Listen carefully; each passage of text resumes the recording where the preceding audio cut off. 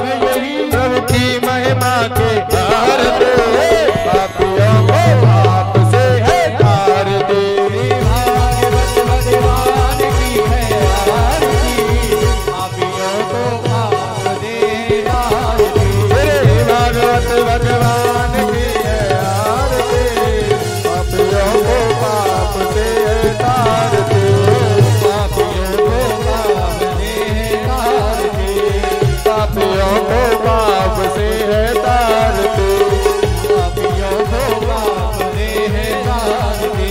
कर्पूर गौरम करुणावतारम संसार सारम भुजगेन्द्रहारम सदा वसन्तं हृदयारविन्दे मम भवानी नमामि। त्वमेव माता समता त्वमेव, त्वमेव बन्धो दशका त्वमेव, त्वमेव विद्याधरं त्वमेव, त्वमेव सर्वं त्वमेव देवा।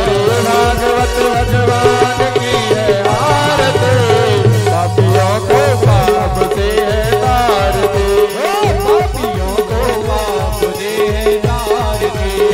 पापियों को पाप से है तारते। पापियों को पाप से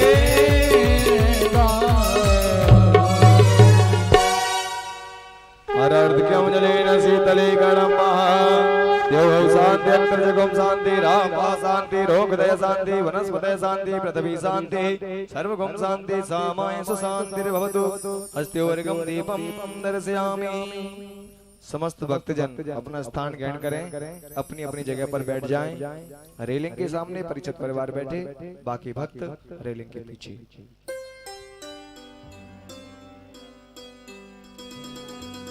रेलिंग के सामने जो बैठ रहे हैं उनसे निवेदन है कि आप लोग रेलिंग के पीछे ही बैठे हैं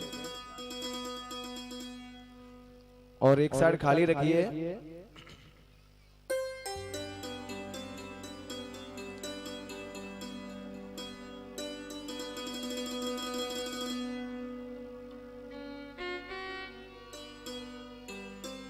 जय राधे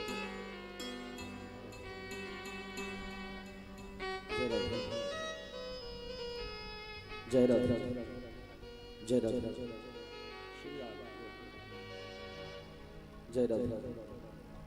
जय राधे जय राधे श्राद्ध और जय राधे जय राधे जय राधे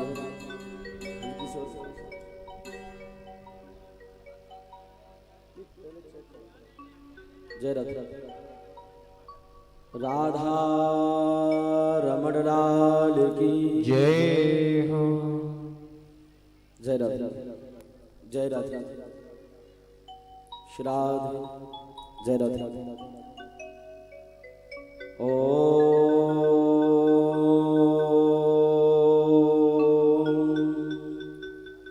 श्री गणेशाय नमः।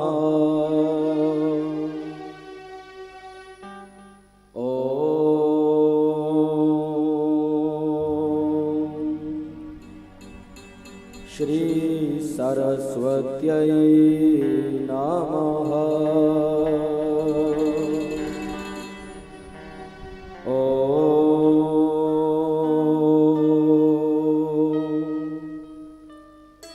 श्री गुरुचरण कमलेभ्यो नमः।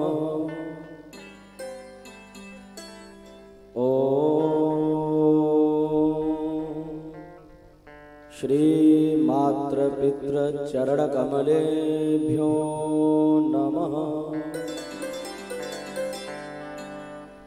मंगलं भगवान विष्णु मंगलं गरुड़ध्वजा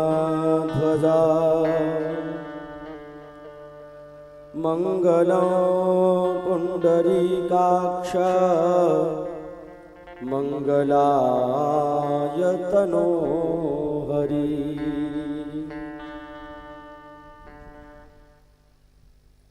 नारायणो नमस्कृत्य नरं चैव नरोत्तमं देवीं सरस्वतीं व्यास ततो जयः मुदीरये। गुरुर्ब्रह्मा गुरुर्विष्णु गुरुर्देव महेश्वरा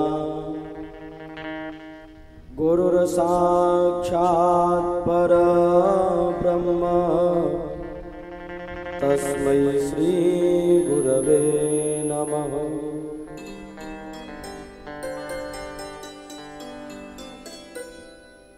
मूकं करोति वाचालं पङ्गुं लङ्घयते गिरिं यत्कृपातमहं वन्दे परमानन्दमाधवम्।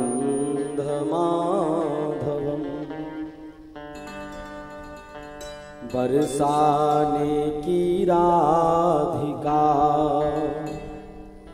और नंदगाम घनश्याम, दुल्हन प्यारी राधिका सुदूल्हानंद कुमार। जय जय जय राधा रमण, जय जय नवल किशोर, जय गोपी चितचोर प्रभु जी, सो जय जय माखन चोर। बोल माखन चोर भगवान की जय हो, खिलन बिहारी सरकार की जय हो, राधा रानी की जय हो, वृंदावन धाम की जय हो, यमुना मैया की जय हो, तुलसा मैया की जय हो, बाल कृष्ण लाल की जय हो, रामचंद्र भगवान की जय हो, अपने अपने माता पिता गुरु गोविंद भगवान की जय हो, समस्त देवी देवताओं की जय हो, राधा कृष्ण भगवान की जय हो, श्री खिलन बिहारी सरकार की जय हो, जय जय श्री राधे, जय जय श्री राधे, जय जय श्री राधे श्याम।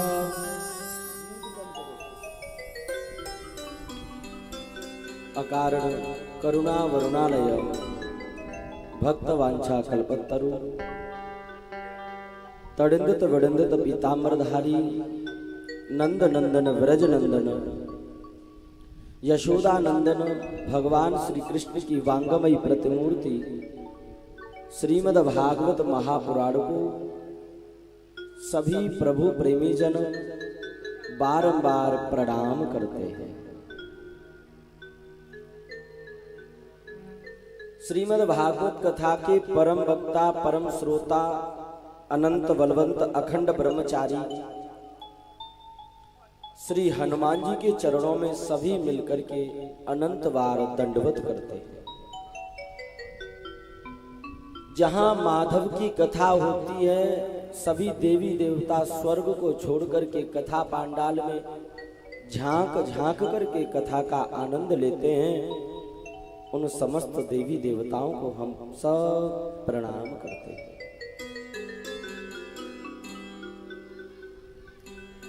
और पूज्य गुरुदेव भगवान जिनके चरणों में अनंत कोटिशः प्रणाम नमन और वंदन करते हैं। इस धराधाम पर कुछ संत भी विद्यमान हैं।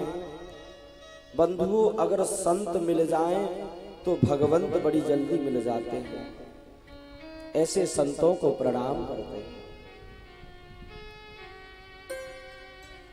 पृथ्वी पर विद्वत ब्राह्मण भी विराजमान हैं। जिन ब्राह्मणों के मुखमंडल से वेद के मंत्रों की ऋचाएं निकलती हैं उन ब्राह्मणों को सभी प्रणाम करते हैं।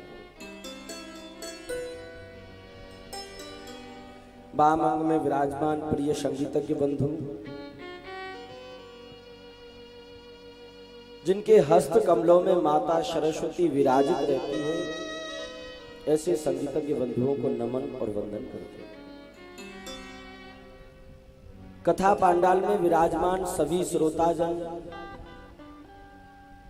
यशोदा स्वरूप मेरी माताएं नंद बाबा स्वरूप समस्त बुजुर्गजन ग्वाल बाल स्वरूप समस्त नन्हे मुन्ने बच्चे, भगवती श्री राधा रानी स्वरूप समस्त बहनें,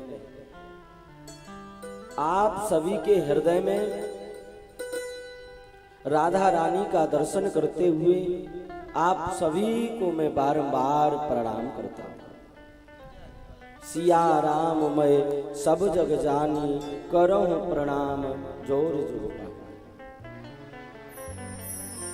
अगर राधा रानी के दर्शन की इच्छा होवे, मंदिर में न जा पाओ तो हर किसी के हृदय में राधा रानी को देख लो, दर्शन हो जाए।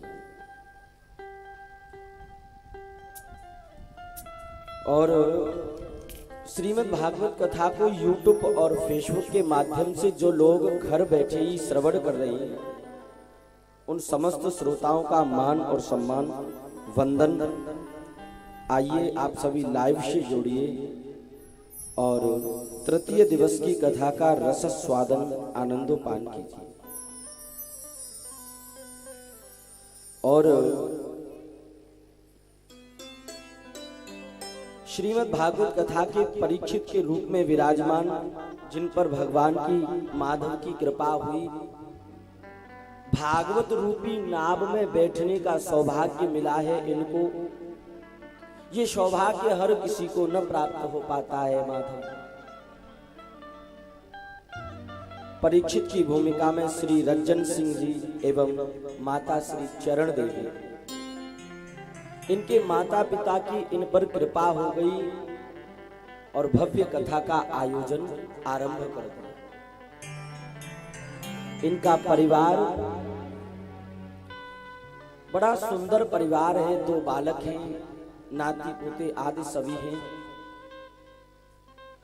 और कैप्टन की भूमिका पर विराजित रहे हैं, देश की रक्षा की है और अब धर्म का कार्य कर रहे हैं। अब धर्म का कार्य करके धन को पवित्र कर रहे हैं। जो धन कमाया है, इस धन को अब पवित्र किया जा रहा है भागवत से। इनके पुत्र राज सिंह, जिनकी देवी जी सुमन देवी, और दूसरे पुत्र राजकिशोर, जिनकी देवी रूबी देवी। नन्हे मुन्ने बच्चे कृष्णा, शिवा, अर्चित आदि पूरे परिवार पर कृष्ण कृपा हुई। पूरे परिवार को भगवान ने चुन लिया और कथा का आयोजन करवाया। और पूरा सैनिक विहार, दुर्गा पैलेस और शंभू पैलेस सब इस कथा के परीक्षित हैं। सबका बहुत बड़ा सहयोग है। कल हम देख रहे थे छोटी छोटी सेवाओं के लिए सब लोग जगह जगह पर व्यवस्थित हैं। और बंधुओं, इतने बड़े काम को अकेले परीक्षित परिवार के लोग नहीं कर सकते हैं। पूरे सैनिक विहार का, पूरे दुर्गा पैलेस का, शंभू पैलेस का सहयोग है और पूरे नगर की ये भागवत है, इसलिए ये संपन्न हो रहे हैं।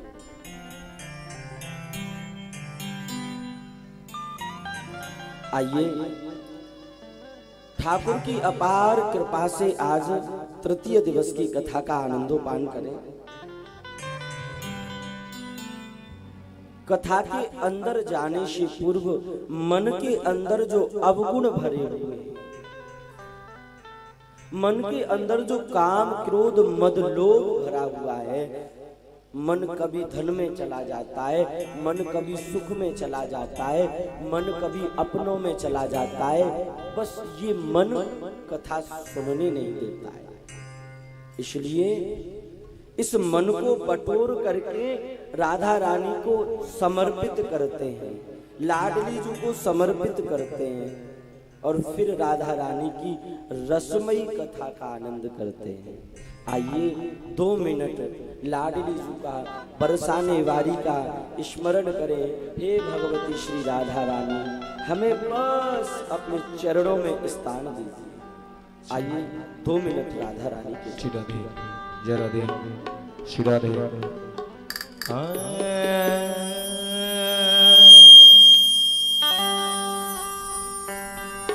राधे से रस उपजे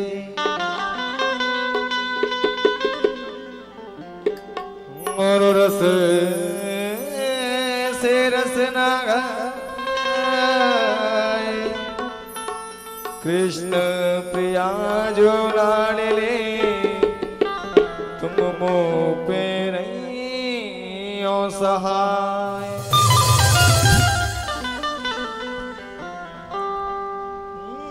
तेरी बिगड़ी बना देगी चरण रज राधा रानी के तेरी बिगड़ी बना देगी चरण रज राधा रानी के तेरी बिगड़ी बना देगी चरण रज राधा रानी तेरी बिगड़ी बना देगी चरण रज राधा रानी के तेरी बिगड़ी बना देगी चरण रज राधा रानी की जय जय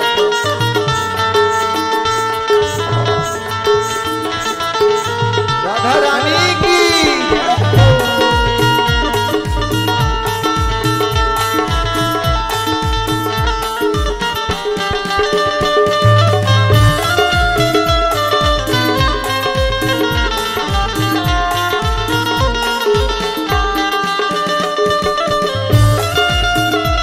मीठी मीठी तालियां तू बस एक बार श्रद्धा से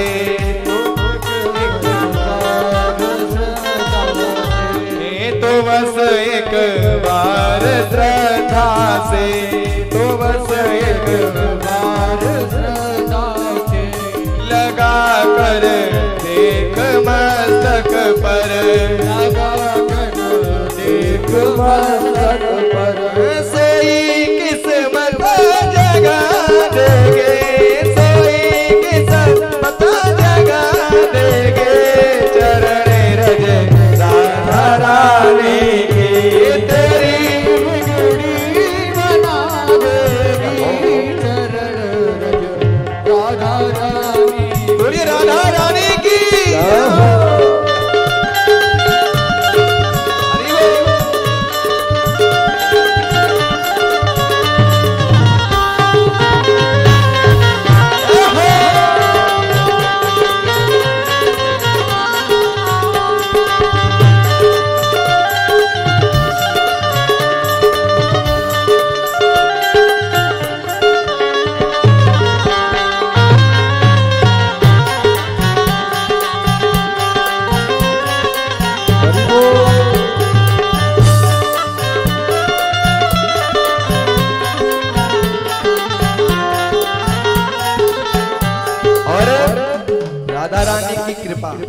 राधा रानी की कृपा ऐसी है जिसको मिल जाए बड़ा ही प्यारा सहारा है राधे रानी का।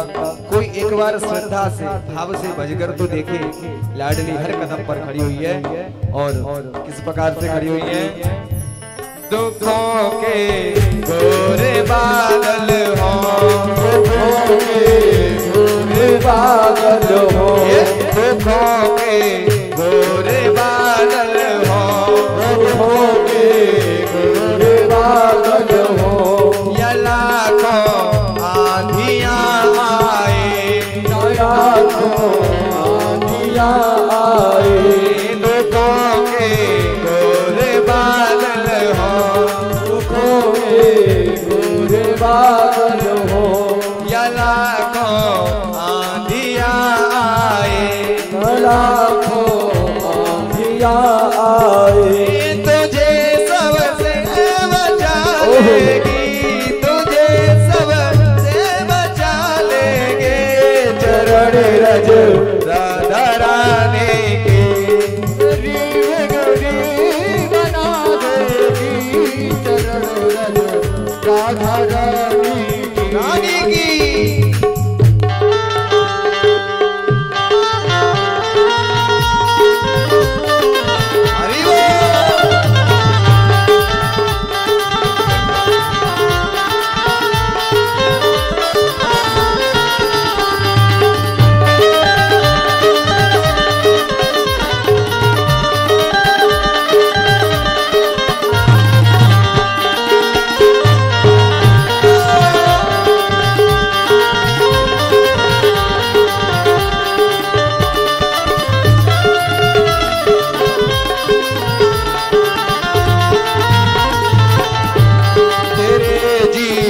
के अंधियारों में, तेरे जीवन के अंधियारों में, ये बन के रोशन तुझको नया रास्ता दिखा देंगे, चरण रज राधा रानी की तेरी बिगड़ी बना देगी, चरण रज राधा रानी की जय।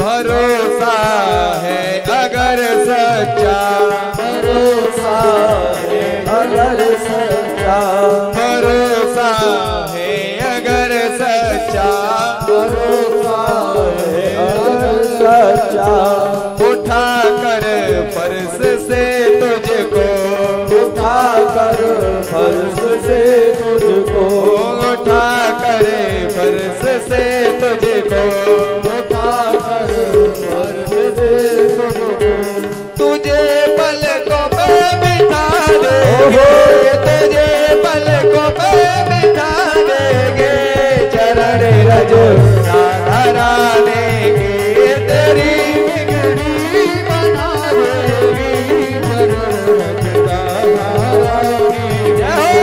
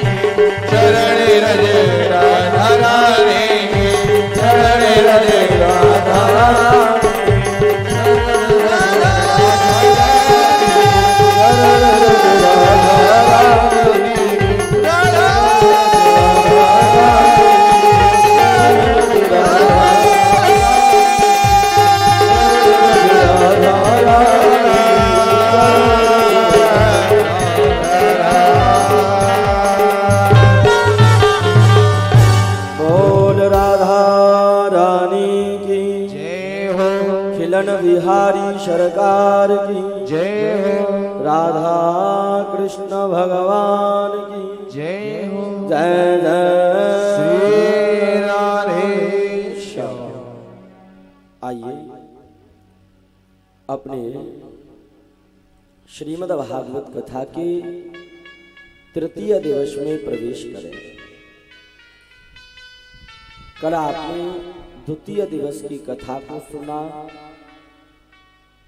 कल कथा को कहां पर विराम दिया था? शाम को। कल आपने कथा सुनी तो कल कथा को कहां पर विराम दिया गया था? अच्छा यूं बताओ, कथा कोने कोने सुनी कल? हाँ, तो आपको पता होना चाहिए कि कल शाम को कथा को कहां पर विराम दिया और कहां आरती कराई। अच्छा, आज नहीं पता है लेकिन कल से ध्यान जरूर रखना। फिर कथा कहने का मतलब ही क्या है? अभी 7 दिन की कथा चल रही है, 7 दिन की कथा संग ही संग भूलते जा रहे हो, तो हमारे जाने के बाद तो बिल्कुल भी याद नहीं करोगे, है ना? श्रवण शक्ति आपकी तेज होनी चाहिए। आपकी जो सुनने की शक्ति है वो प्रबल होनी चाहिए। जो एक बार सुन लिया वो हृदय में उतर जाना चाहिए। कल कथा को परीक्षित जी को श्राप लग गया था और परीक्षित अपनी मुक्ति का मार्ग ढूंढने के लिए भटक रहे थे। परीक्षित ने समीक ऋषि के गले में मरा हुआ सर्प डाला। समीक ऋषि तपस्या में बैठे हैं, परीक्षित ने मरा हुआ सर्प डाल दिया। तक्षक समीक ऋषि के एक पुत्र हैं जिनका नाम है श्रृंगी ऋषि। और जैसे ही श्रृंगी ऋषि को पता पड़ा कि मेरे पिता के गले में किसी ने मरा हुआ सर्प डाल दिया है, श्रृंगी ऋषि को क्रोध आ गया। श्रृंगी ऋषि गंडकी नदी के पास बैठ करके तपस्या कर रहे। तपस्या टूट गई, पिता के गले में मरा हुआ सर्प डाल दिया है, छोड़ूंगा नहीं। श्रृंगी ऋषि ने हाथ में तपस्या का जल ले लिया और श्राप देने लगे।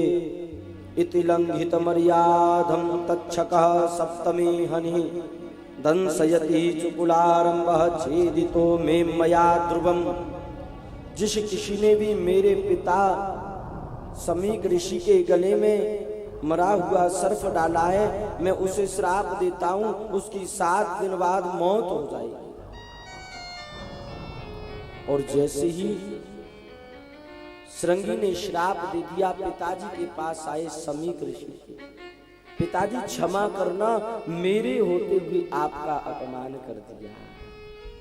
बंधुओं, अगर पुत्र समर्थ है और पुत्र के होते हुए पिता का अपमान हो जाए, ये ठीक बात नहीं है। पुत्र के होते हुए पिता का अपमान नहीं होना चाहिए, पिता का सम्मान होना चाहिए।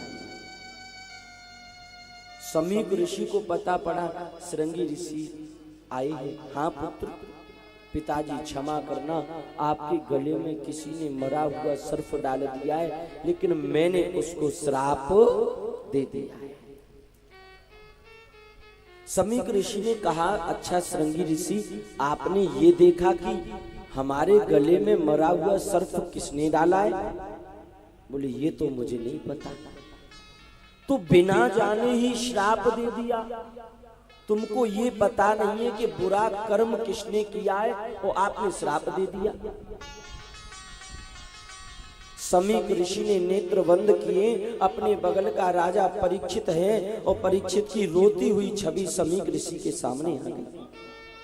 ओहो श्रृंगी, अरे पुत्र, तुमने बहुत बुरा किया। ये तो अपने ही राज्य का राजा परीक्षित है। अरे रोज फूलों की माला पहनाता था, आज सर्प की माला पहना दी तो तुमने श्राप दे दिया। रोज हमारे चरण दबाता था, आज उन हाथों से मरा हुआ सर्प डाल दिया तो श्राप दे दिया। परीक्षित रोज हमारे लिए वेद के मंत्रों की स्तुति गाता था, आज उसने अपशब्द कह दी तो तुमने श्राप दे दिया। नहीं, संत का ऐसा स्वभाव नहीं होता। संत का बड़ा सरल स्वभाव होता है। तुमने बहुत बुरा किया परीक्षित को श्राप देकर। और संत का स्वभाव कैसा होता है? तुलसीदास बाबा कह रहे हैं, बोध आघात सहेंगे कैसे, बोध आघात सहेंगे कैसे, बोध आघात सहेंगे कैसे, खल के वचन संत सहे जैसे, खल के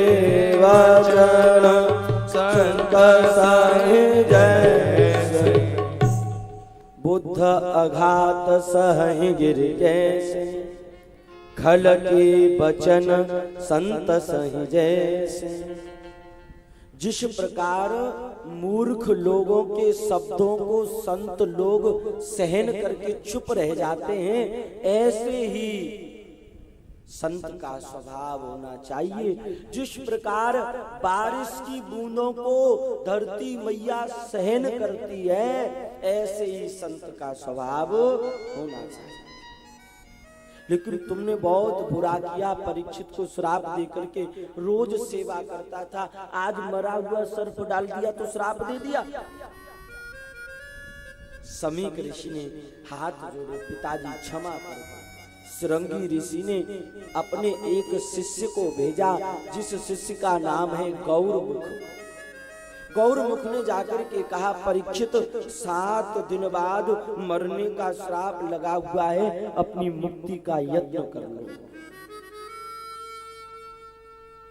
जैसे ही परीक्षित को पता पड़ा मुझे 7 दिन बाद मरने का श्राप लगा है, परीक्षित के आंखों से आंसू आ गए।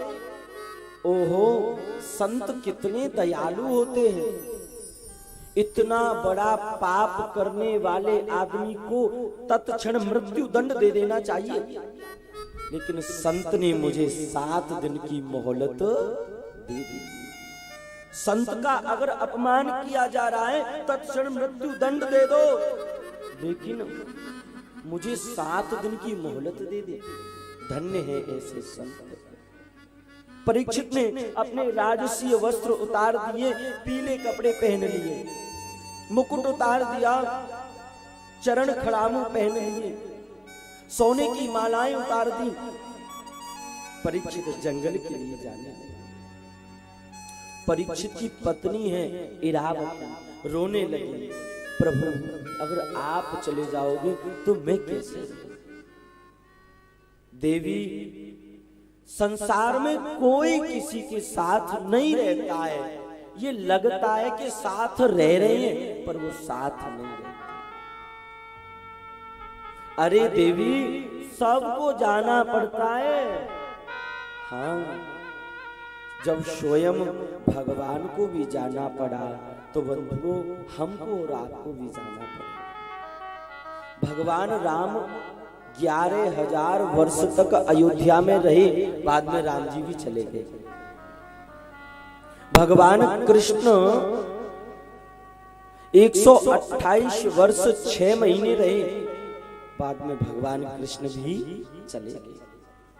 आगे कलयुग में कल की भगवान आवेंगे और कल की भगवान 11 दिन तक धरती पे रहेंगे, फिर वो भी चले जाएंगे। जब माधव लीलाओं को करता है और माधव चला जाता है तो देवी सबको जाना पड़ता है। आया है सो जाएगा राजा रंग फकीरा, आया है सो जाएगा राजा रंग फकीरा। कोई सिंहासन चढ़े चला, कोई बदा जंजीर रे कबीरा, कोई बदा जल्दी। जो एक बार आता है तो उसे जाना भी पड़ता है। परीक्षित पत्नी को समझा करके जंगल को चल दिए। सबसे पूछ रहे हैं, भैया 7 दिन बाद मरने वाले आदमी को क्या करना चाहिए? सुक्रताल की पवित्र भूमि में गए।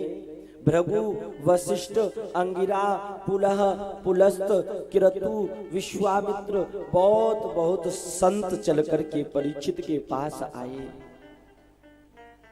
परीक्षित के नेत्रों से आंसू बह रहे हैं और सब संत परीक्षित को देख करके दुखी हो रहे हैं। परीक्षित, तुम्हें 7 दिन बाद मरने का श्राप श्रृंगी ऋषि ने दिया है, बहुत गलत किया है। परीक्षित ने कहा, नहीं भगवान, मुझे श्राप नहीं दिया, मुझे तो आशीर्वाद दिया है। अगर मुझे श्राप नहीं मिलता तो आज मुझे एक साथ हजारों महात्माओं के दर्शन नहीं होते। उन्होंने श्राप दिया है, तभी तो मुझे हजारों महात्माओं के दर्शन हो रहे हैं एक साथ। कभी कभी श्राप भी आशीर्वाद बन जाता है। कभी कभी किसी आदमी के कड़वे शब्द हमारे जीवन का परिवर्तन कर देते हैं। कभी कभी कोई कह देता है ना कि तुमने तो इतना बड़ा पाप किया है कि इस पाप से कटने के लिए आपको वृंदावन की परिक्रमा करनी पड़ेगी। तो ये कड़वे शब्द हैं, लेकिन ये कड़वे शब्द जीवन का उद्धार कर देंगे। कभी कभी श्राप भी आशीर्वाद बन जाता है। ऐसे समझने का प्रयास करो। रामायण में गौतम नारी श्राप बस उपल देहु धरि धीर, चरण कमल रज चाहती, कृपा करहु रघुवीर। अहिल्या का भगवान राम ने उद्धार कर दिया तो अहिल्या खड़ी हो गई, पत्थर का रूप त्याग दिया। विश्वामित्र ने कहा था, अहिल्या तेरे पति गौतम ने तुझे श्राप देकर के बड़ा बुरा किया। श्राप की वजह से तुझे पत्थर की नारी बनना पड़ा। अहिल्या ने कहा, नहीं, मेरे पति ने मुझे श्राप नहीं दिया, मेरे पति ने तो मुझे आशीर्वाद दिया। अगर गौतम ऋषि अहिल्या को श्राप नहीं देते तो अहिल्या को राम के दर्शन नहीं होते। श्राप की वजह से अहिल्या को राम मिले। बंधु, कभी कभी श्राप भी आशीर्वाद बन जाता है। कभी कभी बड़े लोगों के शब्द हमें कड़वे लगते हैं, लेकिन वे शब्द कड़वे नहीं होते, बदल देते हैं रंग को। परीक्षित ने सबसे एक ही प्रश्न किया, अब तो 7 दिन बाद मरने वाले आदमी को क्या करना चाहिए, ये बता दो। एक बात बताऊं, ये 7 दिन बाद मरने का श्राप केवल परीक्षित को नहीं लगा है। 7 दिन बाद मरने का श्राप सबको लगा हुआ है, क्योंकि दिन ही 7 होते हैं, 8वां दिन तो होता नहीं है। तो 7 दिन बाद मरने का श्राप सबको लगा है। कोई सोमवार को जाता है, कोई मंगलवार को, कोई बुधवार को, ये श्राप सबको लगा। और जैसे वो परीक्षित अपनी मुक्ति के लिए भटक रहे हैं, ऐसे ही हमें भी भगवान के दर्शन के लिए भटकना चाहिए। परीक्षित रो रही हैं, तितिक्षया करुण मेत्रयाः चाखिलेषु जन्तुषः समलंगेन च शर्वात्मा भगवान संप्रतः। शुक्रताल में परीक्षित बैठे हैं, हजारों महात्मा बैठे हैं। परीक्षित कह रहे हैं, अब जरा बताइए, जल्दी मरने वाले आदमी को क्या करना चाहिए। कोई कहने लगा, परीक्षित 7 दिन बाद मरने का श्राप लगाए और 7 दिन के अंदर अंदर भगवान मिल जाए, ऐसा हो नहीं सकता, इम्पॉसिबल, ऐसा हो ही नहीं सकता। क्यों? 7 दिन बाद भगवान को कोई प्राप्त करे? 7 दिन में भगवान नहीं मिल सकता। क्यों नहीं मिल सकता भैया? जन्म जन्म मुनि जतन कराही, जन्म मुनि जतन कराही, अंतराप कहे आवत नारी। जन्म जन्म मुनि जतन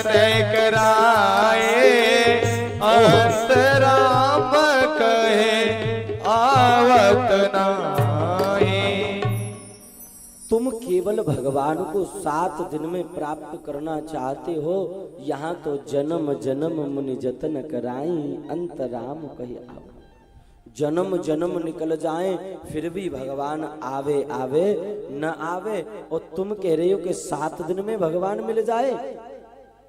बंधुओं, ये चौपाई बड़ी विचित्र है। इस चौपाई के 2 अर्थ हैं। एक अर्थ तो ये है कि भगवान की जन्मों जन्मों भक्ति करी जाए फिर भी भगवान मरते समय आवे आवे न आवे, एक तो ये अर्थ है। और एक अर्थ ये है, अंत राम कही आवत नाही। मरते समय अगर एक बार राम कह दिया जाए तो जन्म और मरण का चक्कर कट जाता है, राम के चरणों में चला जाता है। अंत राम कही आवत नहीं, फिर वो धरती लोक पे नहीं आता है। परीक्षित का दुख देखा, नारद जी से सहा नहीं गया। नारद बैठे थे बगल में। और नारद कौन है? नारद एक गुरु का काम करते हैं। अगर नारद जी के जैसा कोई गुरु मिल जाए तो भगवत प्राप्ति बड़ी जल्दी हो जाए। और बंधुओं, जीवन में गुरु का होना भी जरूरी है, लेकिन गुरु का होना ऐसा जरूरी है कि वो गुरु नारद के जैसा हो। आजकल दुनिया में ज्यादातर गुरु ऐसे हो गए हैं जो चेला जी को अपने अंदर अटका लेते हैं, भगवान के पास तक जाने नहीं देते। कुछ गुरु ऐसे हो गए हैं जो अपनी सेवा करवाते हैं, चकाचक भगवान की सेवा का तो कुछ बताते ही नहीं। ऐसे गुरुओं से दूर रहिए। और हाँ, गुरु का होना जरूरी है, ऐसे समझने का प्रयास करो गुरु क्यों जरूरी है। अगर कोई चींटी अपने इस कथा पांडाल से वृंदावन के लिए जावे तो कम से कम महीना या फिर साल भर लग जाएगी उसे वृंदावन पहुंचते पहुंचते पहुंचते, है ना। अगर कोई चींटी यहां से वृंदावन के लिए जावे, धीरे धीरे जाएगी तो साल भर लग जाएगी उसे वृंदावन पहुंचने में। लेकिन अगर वो चींटी यहां से जाए और किसी वृंदावन जाने वाले भक्त के कंधे पे बैठ जाए, मात्र 2 घंटे में वृंदावन पहुंच जाएगी। ऐसे ही बिना गुरु के चलोगे, भगवान मिले मिले न मिले, लेकिन गुरु का हाथ पकड़ लोगे, मात्र कुछ देर में भगवान का दर्शन करा देगा। गुरु इसलिए जरूरी है। नारद दौड़े दौड़े सुखदेव के पास गए। सुखदेव अलमस्त पड़े हुए हैं। सुखदेव ने, नारद ने प्रार्थना करी सुखदेव जी से। अपने राज्य का राजा परीक्षित है, उसे श्राप लगा हुआ है, 7 दिन बाद उसकी मृत्यु हो जाएगी। सुखदेव जी आप चल करके उसकी मुक्ति करा दीजिए। सुखदेव ने कहा, परीक्षित ने और समीक ऋषि के गले में मरा हुआ सर्फ डाला है, मैं उनकी सहायता नहीं करूंगा। भैया, कोई संत का अपमान कर रहा है तो मैं उसकी सहायता क्यों करूं? सुखदेव ने कहा। लेकिन नारद जी चाहते हैं कि परीक्षित का उद्धार हो जाए। नारद जी ने कहा, ठीक है आप मत जाओ, लेकिन मेरे एक प्रश्न का जवाब दे दो। पूछो। मेरा यही प्रश्न है, एक व्यक्ति है, वो अंधा है और अंधा व्यक्ति रोड पर चल रहा है, मार्ग में जा रहा है और सामने मार्ग में एक गड्ढा बना हुआ है और उसी के बगल में एक नेत्रों वाला व्यक्ति बैठा है। वो अंधा आदमी गड्ढे में गिरने वाला है। अब बताओ उस नेत्रों वाले आदमी का क्या फर्ज है? अपने सामने वो उसे गड्ढे में गिर जाने देवे? सुखदेव ने कहा, नहीं, अगर वो अंधा है तो नेत्रों वाले आदमी को उसका हाथ पकड़ के अच्छा मार्ग दिखा देना चाहिए। नारद जी ने सुखदेव का हाथ पकड़ लिया। इस समय परीक्षित अंधा है, संसार रूपी मार्ग में चल रहा है, मृत्यु रूपी गड्ढे में गिरने वाला है, चल करके आप उसका उद्धार करा दीजिए, आप नेत्रों वाले। और सुखदेव जी ने जब ऐसी बात सुनी नारद जी की, सुखदेव प्रसन्न हो गए। चल दिए सुखदेव जी महाराज परीक्षित की मुक्ति कराने के लिए। तत्रा भगवद भगवान व्यासपुत्रो यददीक्षया गामटमानो निजलावतुष्टो व्रत सवालैरधूतः। सुखदेव जैसे ही पहुंचे सभा में, शुक्रताल में हजारों महात्मा खड़े हो गए। सुखदेव भगवान की जय हो। सबने परीक्षित से कहा सुखदेव तुम्हारी मुक्ति करा दी। परीक्षित ने दौड़ करके चरण पकड़ लिए, भगवान आप मेरी मुक्ति कराइए, 7 दिन बाद मुझे मरने का श्राप लगा। सर्वप्रथम परीक्षित ने सुखदेव जी के चरण धोए, चरण धोने के बाद चरणामृत लिया, चरणामृत लेने के बाद अपने घर में छिड़क दिया। अगर आपके घर में कोई अच्छा संत आया हुआ है तो आप उसका स्वागत कीजिए, चरणों को धोइए, घर में चरणामृत को छिड़किए, घर पवित्र हो जाए। यदि संत श्रेष्ठ है तो। और सुखदेव आए, परीक्षित ने हाथ जोड़ लिए। बरीयान निस्पृते प्रश्न कृतौ लोके हितं द्रुपः आत्मवितः सम्मन्तः पुरुषस्य चाहितम्। परीक्षित ने कहा सुखदेव 7 दिन बाद मरने वाले आदमी को क्या करना चाहिए? सुखदेव जी ने कहा परीक्षित ये प्रश्न केवल तुम्हारा नहीं है, ये प्रश्न पूरे संसार का है और तुम निश्चिंत रहो, मैं तुम्हें बताता हूं जल्दी मरने वाले आदमी को क्या करना चाहिए। अब सुखदेव बता रहे हैं और सुखदेव ऐसा मार्ग बतावेंगे, ऐसी भागवत कथा सुनाएंगे जिससे परीक्षित को मुक्ति मिल जाएगी। सुखदेव कहते हैं परीक्षित सर्वप्रथम आप आसन लगा करके बैठ जाइए। और यहाँ पर सुखदेव जी महाराज ने परीक्षित से वही बात कही जो बात हनुमान जी महाराज ने रावण से कही थी। हनुमान जी महाराज ने जो बात रावण से कही है वही बात सुखदेव ने परीक्षित से कही है। हनुमान जी महाराज ने कहा था रावण तुम्हारे शीश तो 10-10 हैं, लेकिन एक भी शीश की बुद्धि काम नहीं कर रही है। अगर इनमें से एक भी शीश की बुद्धि काम कर जाए तो आप सीता को जानकी को वापस लौटा दो, राम बड़े दयालु हैं, तुम्हें क्षमा कर देंगे।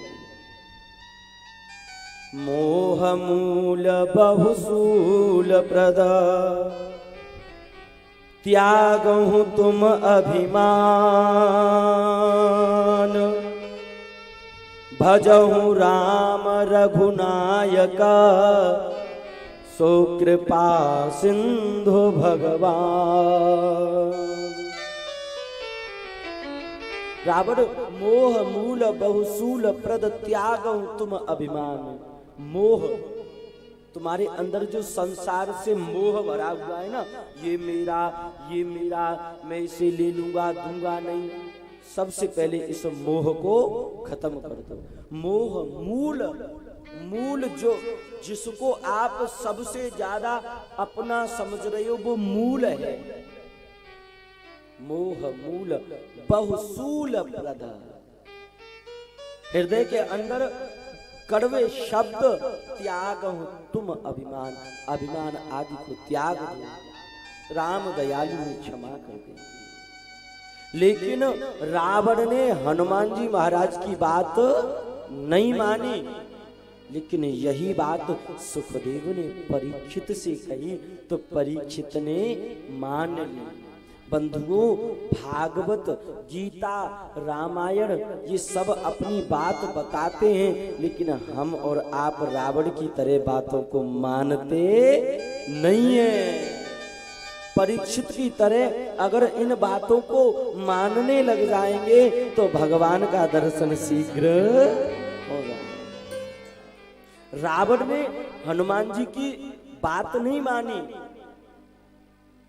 ऐसे ही हम और आप संतों की बात को यहां से सुन के यहां से निकाल देते नहीं,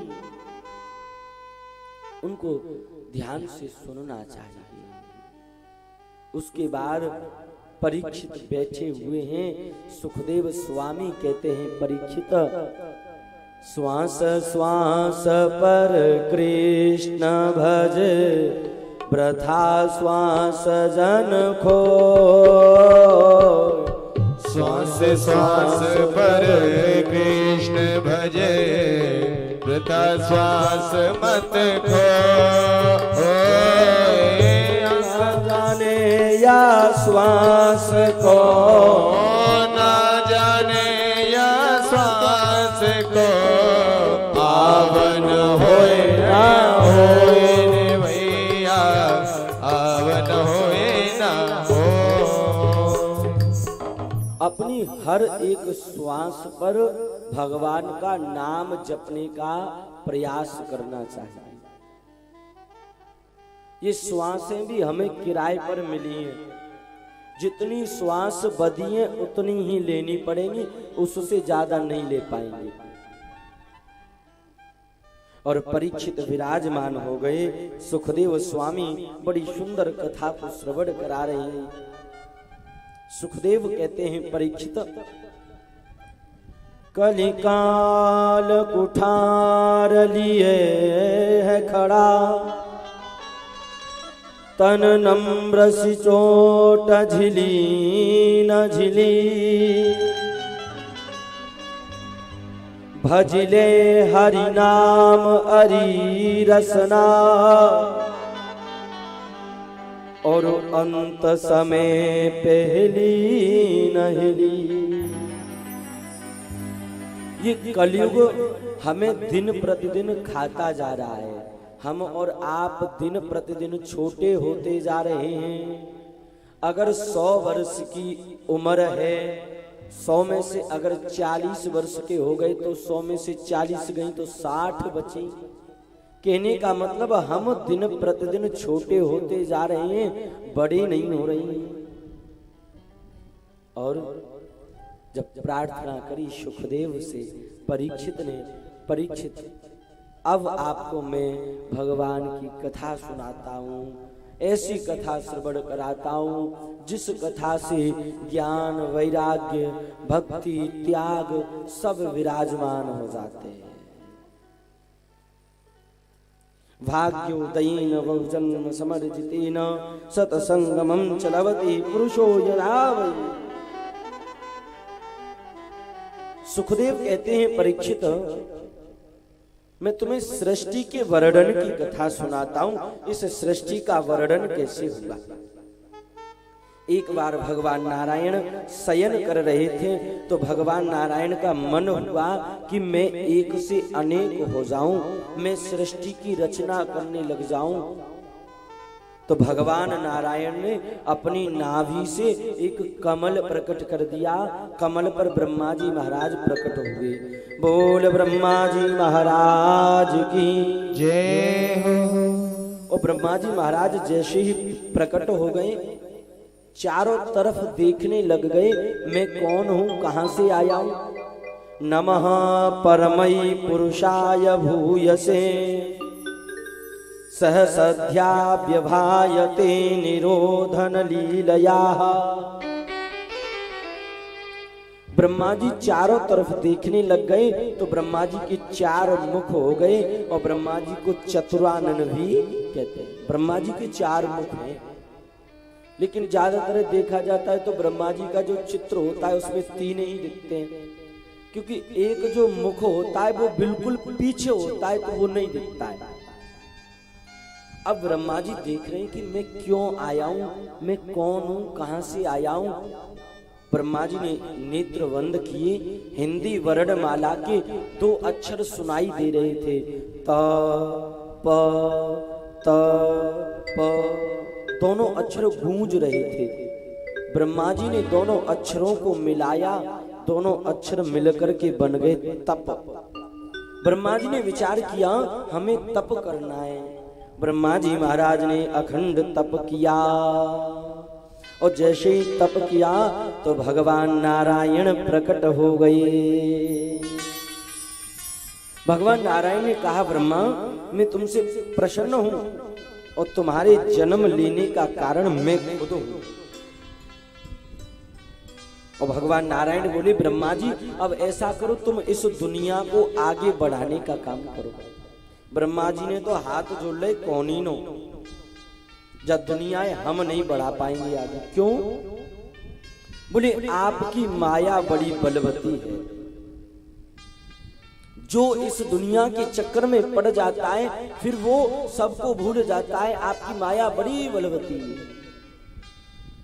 भूमि परत भा डाबर पानी, भूमि परत भा डाबर पानी, भूमि परत भा डाबर पानी, जग जीवाही माया पटाई। भूमि परत भा डाबर पानी, जग जीवाही माया पटाई। भूमि परत भा डाबर पानी और जनु जीव ही माया लिपटाई। जैसे धरती पर बारिश की बूंदें आती हैं और वो बारिश की बूंदें धरती में मिल जाती हैं, ऐसे ही धरती पे जीव आता है और माया में मिल जाता है। ब्रह्मा जी ने मना कर दिया ऐसी माया में हम नहीं जाएंगे, हम सृष्टि की रचना नहीं करेंगे। भगवान नारायण बोले ब्रह्मा जी तुम हमारे पुत्र हो, हमारी बात नहीं मानोगे? अच्छा ठीक है, जब आप ज्यादा जिद कर रहे हैं तो हम सृष्टि को बनाएंगे। ब्रह्मा जी महाराज ने सर्वप्रथम मानसिक सृष्टि करी, मन से दुनिया को बनाना प्रारंभ किया।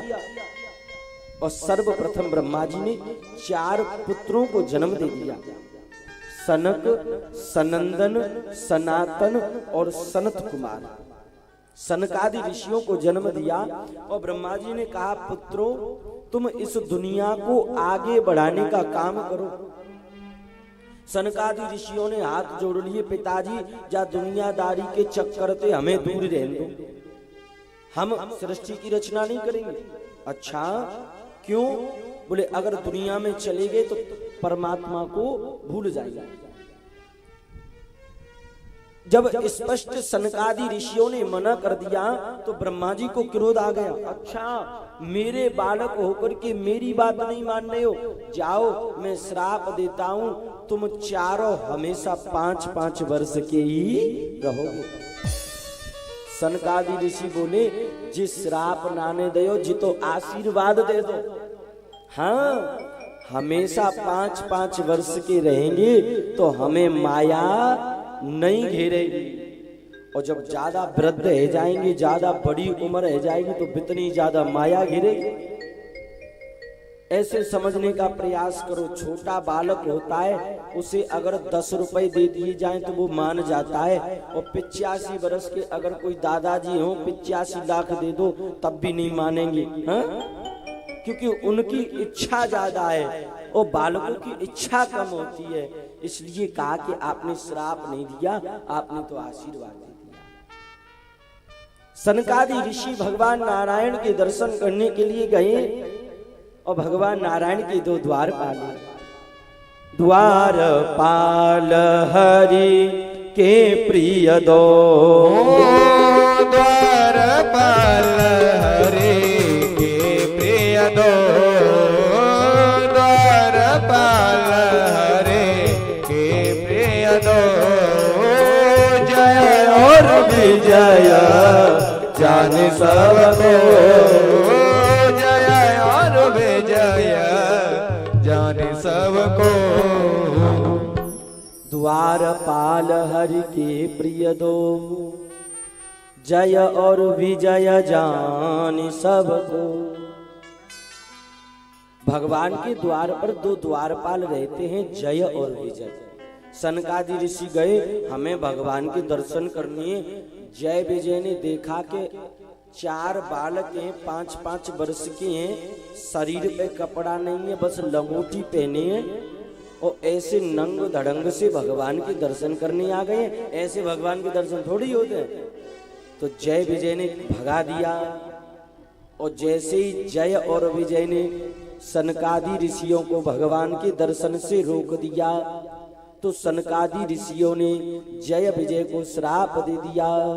अच्छा, भगवान के दर्शन करने से रोक रही हो, जाओ श्राप देते हैं, तुम जय विजय 3-3 योनियों के लिए राक्षस हो जाओगे। यही जय और विजय पहली योनि में शिशुपाल और दंत वक्र बने और यही जय विजय हिरण्यकश्यपु और हिरण्याक्ष बने और यही जय विजय तीसरी योनि में रावण और कुंभकर्ण बने हैं। इनका ही श्राप लगा है सनकादि ऋषियों का। और ब्रह्मा जी महाराज क्रोध आए, वो हमारी संतान हमारी बात नहीं मान रही, हमने दुनिया की रचने की कही तो तपस्या करने जा रहे हैं। क्रोध आया ब्रह्मा जी को, अपनी भ्रकुटी हिला दी, अपनी जटाओं को खोल दिया। जैसे ही जटाओं को खोला रुद्र भगवान प्रकट हो गए। बोल महादेव भगवान की जय। महादेव बाबा प्रकट हो गए। ब्रह्मा जी ने कहा, रुद्र जाओ जाकर के दुनिया बनाओ। अब अगर कोई महादेव बाबा से कहे कि बाबा दुनिया बना दो तो महादेव बाबा अपने जैसी ही दुनिया बनावेंगे। महादेव बाबा पहले तो बोले कि हम दुनिया नहीं बना पाएंगे, पिताजी हमें चक्कर में मत न न न सृष्टि की रचना करो। महादेव बाबा बोले, अगर कोई आदमी तुमसे काम करवाने की जिद कर रहा है और तुम्हें वो काम करना आता नहीं है तो ऐसा करो, उस काम को बिगाड़ने लग जाओ। करवाने वाला अपने आप कह देगा कि रहने दो तुमसे नहीं होगा। महादेव बाबा ने सृष्टि को बनाना प्रारंभ किया। भूत प्रेत डाकिनी साकिनी पिशाचिनी सब बना करके तैयार कर दिए। और महादेव बाबा भूत प्रेतों से बोले, सुनो, हमने आपको जन्म दिया है तो हम आपके पिता हो गए और हमारे पिता ब्रह्मा जी हैं, इसलिए ब्रह्मा जी आपके दादाजी हो गए। ऐसा करो, जाकर के ब्रह्मा बाबा की दाढ़ी से लटक जाओ। भूत प्रेत गए, ब्रह्मा जी की दाढ़ी से लटक गए, ब्रह्मा जी के कंधों पर बैठ गए। ब्रह्मा बाबा बोले, अरे महादेव अलम अलम अलम, अरे महादेव ऐसी दुनिया नहीं चाहिए, ये भूत प्रेत तो सब नष्ट कर देंगे, बंद करो इस दुनिया को। महादेव ने भूत प्रेतों की सृष्टि बंद कर दी। अच्छा क्या करें? बोले ऐसा करो, इन भूत प्रेतों को अपने साथ ले जाओ कैलाश पर्वत पे। तुम पुनि राम राम दिन राति, तुम पुनि राम राम दिन राति, सादर जपहु अनंग आराधि, सादर जपहु पुनि राम राम दिन राती, सादर जप हो अनंग राती। महादेव बाबा भूत प्रेतों को लेकर के कैलाश पर्वत पे चले गए। अच्छा, महादेव बाबा के और राम जी के आपस में 3 संबंध हैं।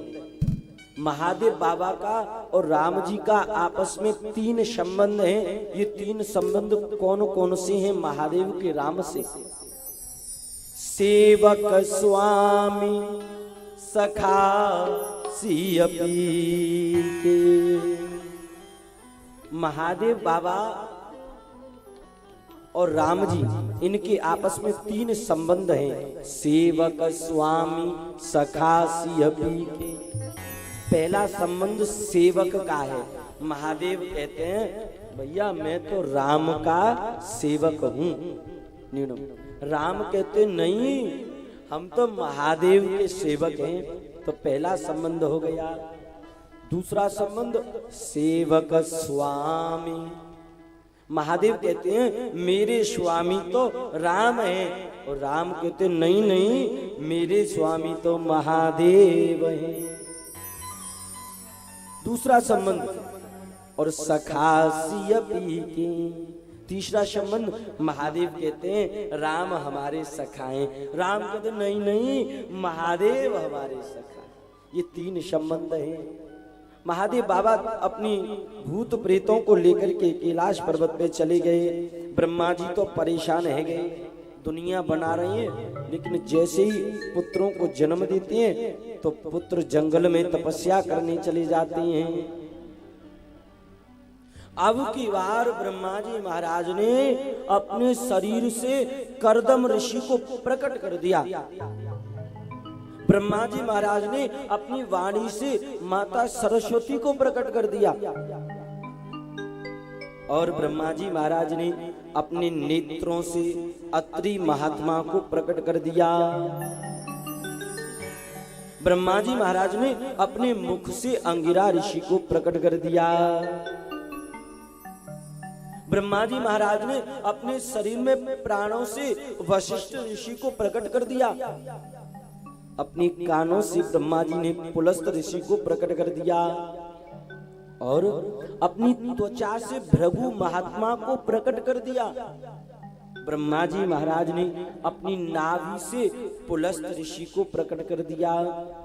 ऐसे ब्रह्मा जी महाराज ने अपने शरीर से 10 महात्माओं को जन्म दे दिया, जिनमें नारद जी महाराज का भी प्रादुर्भाव हुआ है। श्री नारद जी महाराज की जय हो।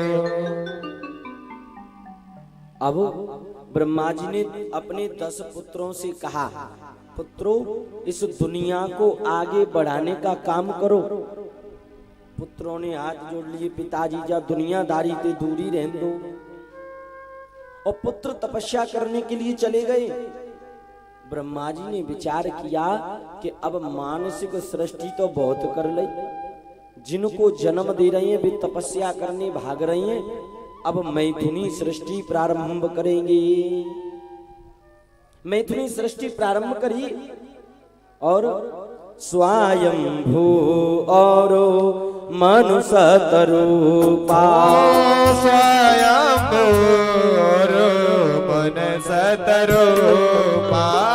स्वयंभू और मनुष्य रूपा।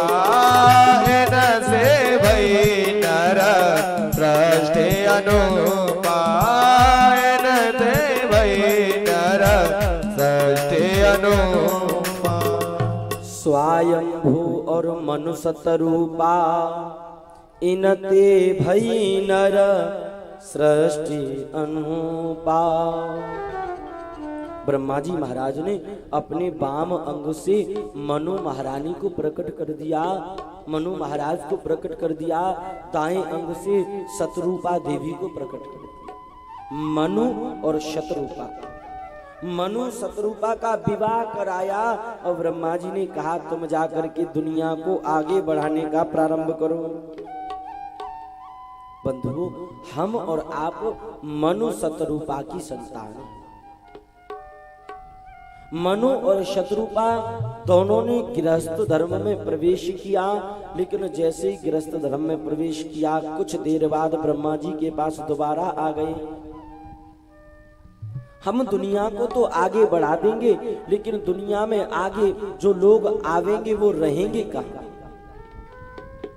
धरती है, उस धरती को तो हिरण्याक्ष नाम का राक्षस रसातल में ले गया है। ब्रह्मा जी महाराज ने तपस्या करी और जैसे ही तपस्या करी तो ब्रह्मा जी महाराज की नासिका से वराह भगवान प्रकट हो गए। बोल वराह भगवान की जय। भगवान सूकर अवतार लेकर के आए। प्रबल प्रेम के पाले पढ़कर प्रभु को नियम बदलते देखा, अपना मान टले टल जाए पर भक्त का मान न टलते देखा। अगर प्रेम की बात आ जाए तो भगवान अपने मान को भूल जाते हैं और भगवान सूगर बन करके रक्षा करने के लिए आ जाते हैं। भगवान सूकर अवतार लेकर के आए। मैं तो एक ही बात कहूंगा, संसार में भगवान सोने के सिंहासन पर बैठने वाला, देवी देवताओं से सेवा करवाने वाला सूगर बन करके आ रहा है, उसकी बेइज्जती नहीं हो रही है। लेकिन संसार में अगर कोई किसी को थोड़ा सा अपशब्द कह देता है तो उसकी बेइज्जती बड़ी जल्दी हो जाती है। संसार के लोगों से अगर सूगर कह दिया जाए तो उनकी बेइज्जती हो जाती है, और माधव यहाँ सूगर बन करके आ गए, उनकी बेइज्जती नहीं। बड़ा दयालु है भगवान। न जाने कौन से गुण पर, न जाने कौन से गुण पर दयाल रे जाते हैं। न जाने कौन से गुण पर, न जाने कौन से गुण पर कृपामय रेज जाते हैं। न जाने कौन से गुण पर दयाल रिझ जाते हैं। गाइए ओ हरि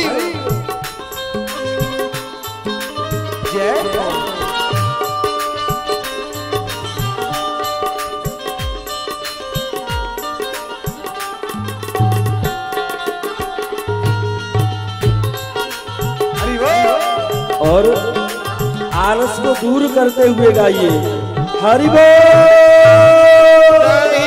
स्वीकार करते हैं देवंद्रण नृप दुर्योधन का, नहीं स्वीकार करते हैं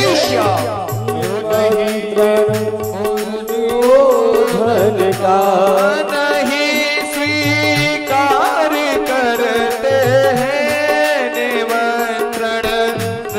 दुर्योधन का स्वीकार करते हैं। हो नहीं हो दुर्योधन और विदुर के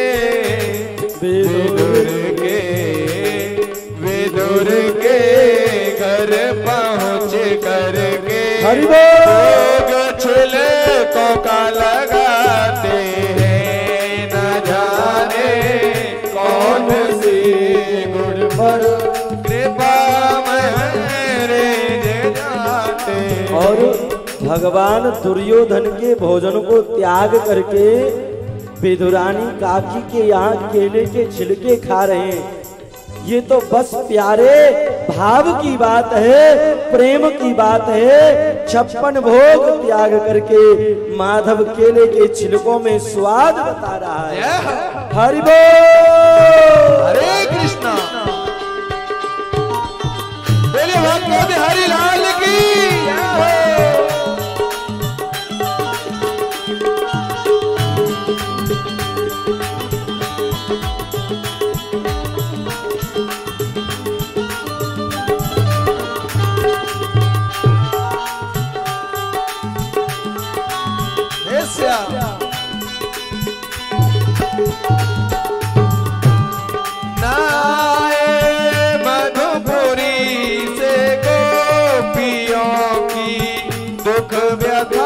सुनकर आए गोपियों की दुख व्यथा श्याम ये सुनकर। और द्वारका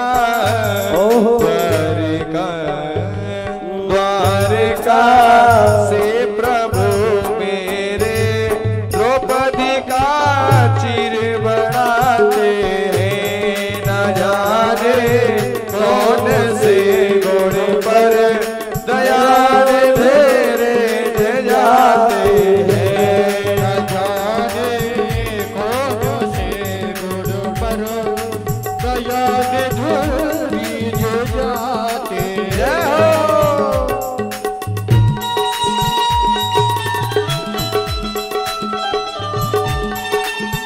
हरे कृष्ण।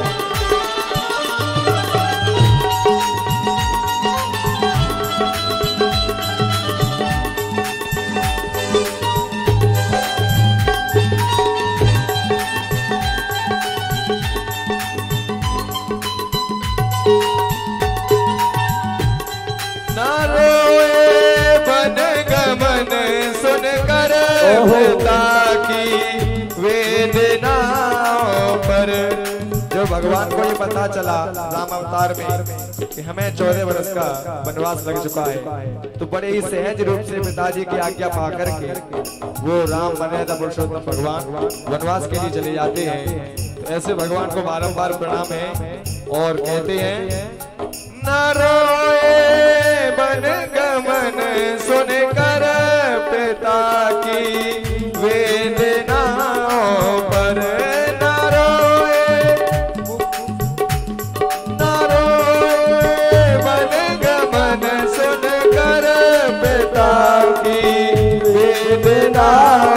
पर लेटा कर गेत को निज बोल लेटा कर गेत को निज बोल ये आंसू को बहाते हैं। न जाने कौन से गुण पर दयान जाते हैं। न जाने कौन से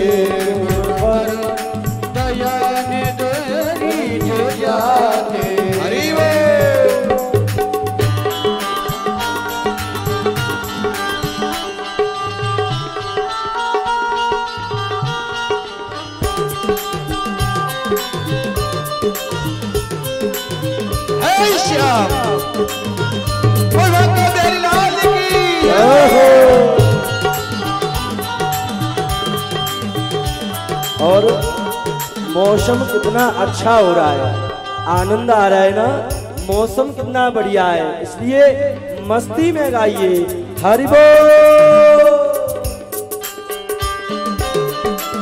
जय जय।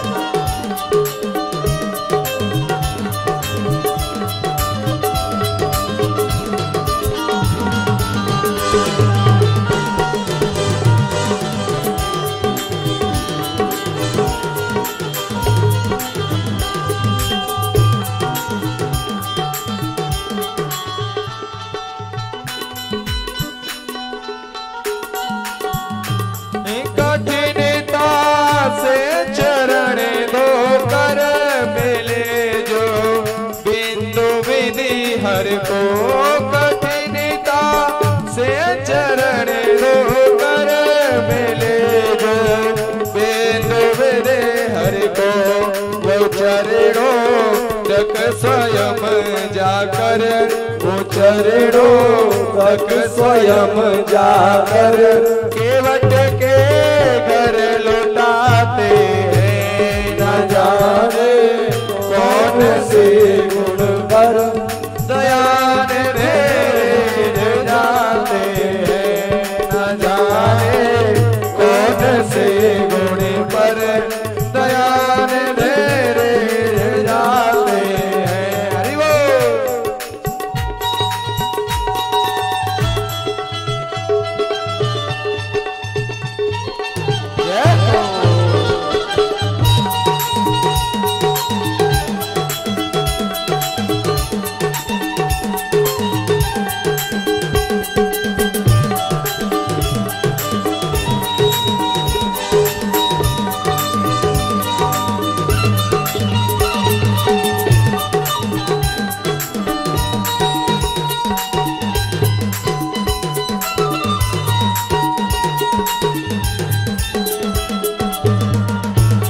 न जाने कौन से गुण पर, न जाने कौन से गुण पर दयान धीरे जाते हैं।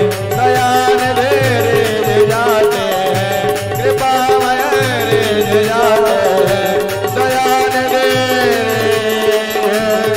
जाते हैं। बोल वराह भगवान की, खिलन बिहारी सरकार की जय जय। श्री राधेश्याम। भगवान बराह बन करके आए और भगवान शुक्र अवतार लेकर के आए और पृथ्वी को ऊपर लेने के लिए भगवान जाने लगे शुक्र अवतार में। एक राक्षस था जिसका नाम था हिरण्याक्ष। वो राक्षस धरती को नीचे रसातल में ले गया था। भगवान हिरण्याक्ष के पास गए। बराह अवतार में भगवान ने हिरण्याक्ष से युद्ध किया और उस राक्षस को भगवान ने मार दिया। बाद में पृथ्वी को भगवान ने अपनी सूंड पर रख दिया और ऊपर लेकर के आए धरती को भगवान और ला करके समुद्र पर विराजमान कर दिया। बोल पृथ्वी मैया की जय हो। अब सृष्टि की रचना प्रारंभ हो गई। स्वयंभू और मनु शतरूपा इनते भई नर सृष्टि अनुपा। नरों की सृष्टि मनु और शतरूपा से प्रारंभ हुई। अच्छा, इनके 3 पुत्री और 2 पुत्र हुए, ऐसा सुखदेव जी कहते हैं। परीक्षित 3 पुत्री हुई, देवहूति, आकुति और प्रसूति, और 2 पुत्र हुए, प्रियव्रत और उत्तानपाद। देवहूति मैया विवाह के योग्य हुई तो मनु और शतरूपा विवाह कराना चाहते हैं देवहूति का। सुखदेव कहते हैं परीक्षित, देवहूति मैया का विवाह ब्रह्मा जी के पुत्र कर्दम ऋषि के साथ में हुआ। कर्दम ऋषि का जन्म ब्रह्मा जी की छाया से हुआ है और जैसे ही कर्दम ऋषि ने अखंड तपस्या करी, भगवान नारायण प्रकट हो गए। परम ब्रह्मयात कर्दम बेटा वरदान मांगो। कर्दम ऋषि बोले, हमें तो गृहस्थ जीवन देखनो है। भगवान नारायण बोले, जय हो। संसार में लोग तपस्या करते हैं तो क्या कहते हैं कि जा घर